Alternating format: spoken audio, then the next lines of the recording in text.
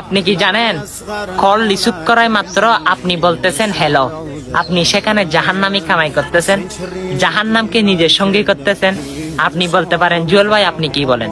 হ্যাঁ, যখন কল আসে কল রিসিভ করে বলেন হ্যালো। হ্যালো তো কি জানেন? হ্যালো তো জাহান্নামী। হ্যাঁ, এগুলো হচ্ছে ইহুদি নাসারাদের চক্রান্ত। মুসলমানের মুখ থেকে সর্বপ্রথম উচ্চারিত হবে কল রিসিভ করাই মাত্র আসসালামু আলাইকুম রহমতুল্লাহি ওয়া বারাকাতুহু। হ্যাঁ, এটা জান্নাতের জন্য যথেষ্ট।